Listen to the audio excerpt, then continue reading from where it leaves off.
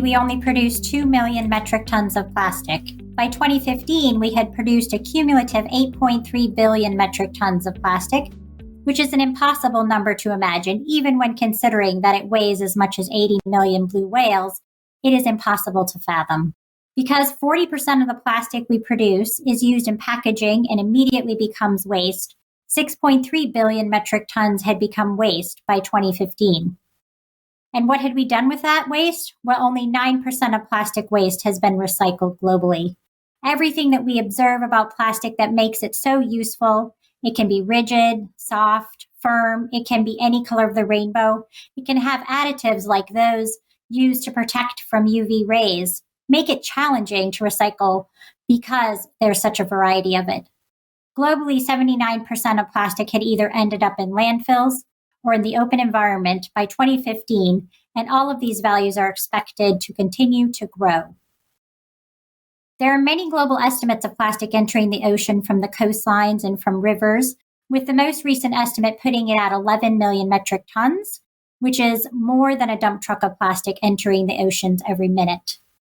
Plastic has been found from the highest points in the world. I have colleagues who found microplastic at the top of Mount Everest, for example, to the lowest points on our planet, the deepest points of our ocean in the Mariana Trench. Plastic is everywhere we look, and so even places that we have not explored yet on the planet, often plastic has made it there before we do. 20 years ago, the term plastic pollution did not even exist, but in 2020, the term plastic pollution made the cover of Science magazine, and 2 parallel studies that had been conducted to look at how we can reduce plastic entering the ocean came to similar conclusions. The bottom line was that even with the actions that we were taking based upon the knowledge we gained in 2015 about plastics entering the ocean from land, the input would continue to grow unless we got much more aggressive with our actions. In a business as usual scenario, by 2030, 20 to 53 million metric tons of plastic could be entering aquatic systems. In order to reduce this quantity, we need to take action not only managing plastic waste that is generated, but reducing plastic waste that is generated in the first place. And cleanup may still be needed, but it cannot handle the current quantities entering the environment. Data collection at the cleanup stage is critical to designing interventions to specifically target what is leaking out. Based upon previous research, there was a focus on Asia, both South and Southeast Asia, for plastic leakage because of the high number of rapidly developing economies in these regions. In addition, many of the countries are island states with populations concentrated in coastal areas. However, the solid waste and plastic waste generation rates in Asia are about 2.5 times less than in countries like the US. In fact, when considering that the US has shipped plastic scrap for recycling mostly to Asia and relatively low-income countries, the US became as high as 3rd in coastal mismanaged plastic waste because of these practices. Instead of a focus on high-income nations producing significant quantities of waste, Asian countries and other locations of rapidly developing economies that were not able to develop infrastructure to manage plastic waste generated by such a fast-growing consumerism and economic growth have been a focus. Most recent estimates looking at rivers still show that, although plastic consumption and waste generation on a per capita basis is still small, managing the waste in many Asian countries is still an ongoing issue that many are grappling with. While island nations in the Pacific have smaller populations, the challenges of waste management can become critical since so many rely on imports and exports of packaged goods and have little land for managing waste. With a global agreement in discussion right now, the interventions across the board are not the same in different locations, but looking at a framework of interventions provides options to reduce the input of plastic into the environment. Starting with reducing the plastic used, including reducing production of the quantities or types of plastic, should remain an option where it makes sense. Second, reducing waste generation by finding ways to decouple waste generation from economic growth, like getting products to people without producing waste in the first place. There is tons of room for innovation in this space and so many ways to use technology to smartly bring back reusable materials by incorporating this technology so that reuse can be just as convenient as disposable items.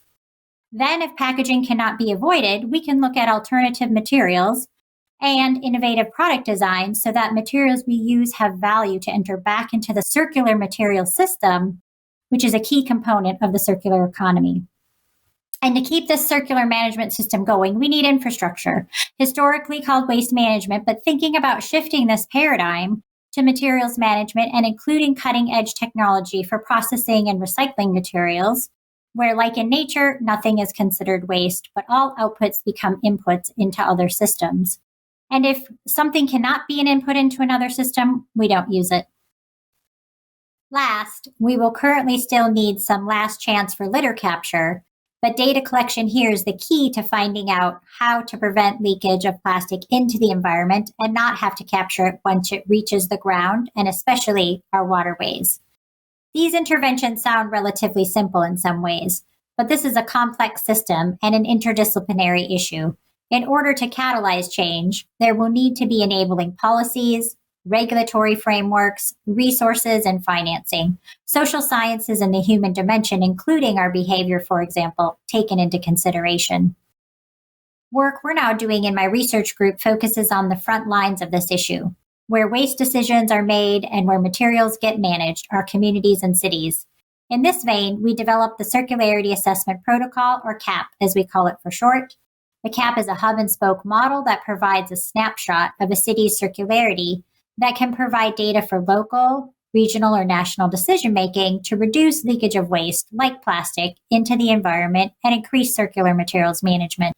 One of the goals of CAP is information exchange. A local community's knowledge and expertise is honored. Partners and teams build capacity through learning methods and collaboration. Debris Tracker, based in open data, citizen, and community science, is an important tool that is used by researchers and the community alike. Open data is very important to this process. CAP has been conducted in 27 cities and 10 countries to date, with more scheduled in 2022. Data is shared by the cities, sponsors, and collaborators, and compiled.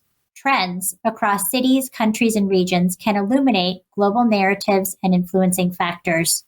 The information from a CAP is power that can result in community-based systems change, which can be measured with subsequent data collection strategies. The 7 components of the CAP provide a complete picture of materials flow using mixed methods, both qualitative and quantitative, for data collection and analysis. Local implementation partners conduct field work, which is how this work has been able to continue to progress during the COVID-19 pandemic.